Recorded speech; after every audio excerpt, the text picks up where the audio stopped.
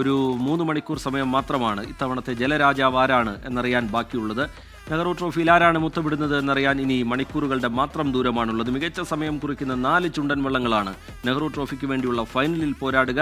വള്ളങ്ങൾ ഫിനിഷ് ചെയ്ത സമയം അതിൻ്റെ സെക്കൻഡ് പോലും പ്രധാനമാണ്, മൈക്രോ സെക്കൻഡ് പോലും പ്രധാനമാണ്.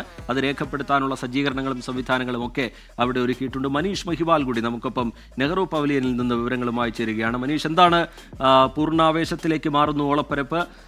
കരകളിൽ വലിയ ആരവമുയരുന്നത് കേൾക്കാൻ കഴിയുന്നുണ്ട്. ഇനിയുള്ള മണിക്കൂറുകൾ, ഇനിയുള്ളൊരു 3 മണിക്കൂർ സമയം ആവേശം അലതല്ലുന്ന കാഴ്ച എങ്ങും കാണാൻ കഴിയുന്നു. എന്താണ് അവിടെ നിന്ന് പങ്കുവയ്ക്കാൻ കഴിയുന്ന വിവരങ്ങൾ, മനീഷ് മഹിബ?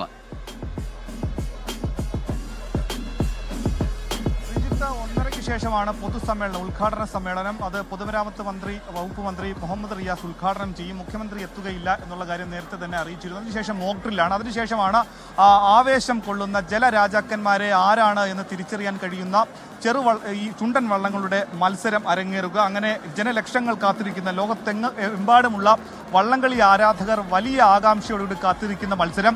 ഇത്തവണ ഇത് ഒരു വാശിയേറിയ പോരാട്ടത്തിനേക്കപ്പുറം ഒരു മധുര പ്രതികാരത്തിന്റെ കൂടി പോരാട്ടമാണ്. കാരണം കഴിഞ്ഞ തവണ വില്ലേജ് ബോട്ട് ക്ലബിന് ഏതാനും മൈക്രോ സെക്കൻഡുകൾക്ക് കപ്പ് നഷ്ടപ്പെട്ട ഒരു മത്സരം, അവരെ സംബന്ധിച്ചത് ഇത്തവണ അതിന്റെ പ്രതികാരം തീർക്കുക എന്നത് വലിയ പ്രധാനപ്പെട്ട കാര്യമാണ്. അതുകൊണ്ട് തന്നെ ഇത്തവണ PBCയും VBCയും, വില്ലേജ് ബോട്ട് ക്ലബും പള്ളാത്തുരുത്തി ബോട്ട് ക്ലബും തമ്മിലുള്ള മത്സരത്തെ ആകാംക്ഷയോടെ തന്നെ ആളുകൾ കാത്തു നിൽക്കുന്നുണ്ട്. ഒപ്പം തന്നെ പ്രധാനപ്പെട്ട 5 വള്ളങ്ങളാണ്, 5 ക്ലബ്ബുകളെയും 5 വള്ളങ്ങളെയുമാണ് ഏറ്റവും കൂടുതൽ ആരാധകരുള്ളതും. ഈ 5 ക്ലബ്ബുകൾ തന്നെ വിജയികളായി എത്താനുള്ള സാധ്യതയാണ് ഏവരും നോക്കിക്കാണുന്നത്.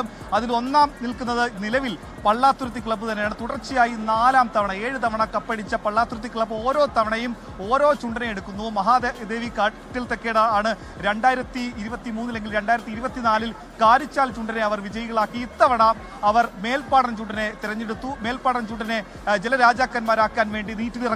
ഏതാനും നിമിഷങ്ങൾക്കുള്ളിൽ തന്നെ PBC നീറ്റിലിറങ്ങും. ഇനി മറ്റൊരു ക്ലബ്ബ് UBC ആണ്, മാതൃ ക്ലബ്ബാണ്.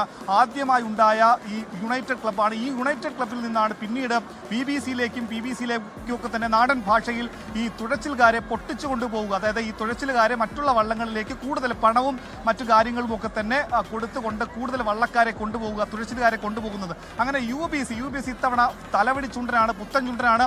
3 വർഷങ്ങൾക്ക് മുൻപ് അത് വീട്ടിലിറങ്ങിയ ചുണ്ടനാണ്. പക്ഷേ പല ജലമേളകളിലും ജലരാജാക്കന്മാരായിട്ടുണ്ട് തലവടി ചുണ്ടൻ. അങ്ങനെ തലവടി ചുണ്ടനും ഇത്തവണ UBC തുഴയുമ്പോൾ. മനീഷ് മഹിബാലാണ് നെഹ്റു പവലിയനിൽ നിന്നുള്ള വിവരങ്ങൾ പങ്കുവെച്ചുകൊണ്ടിരിക്കുന്നത്.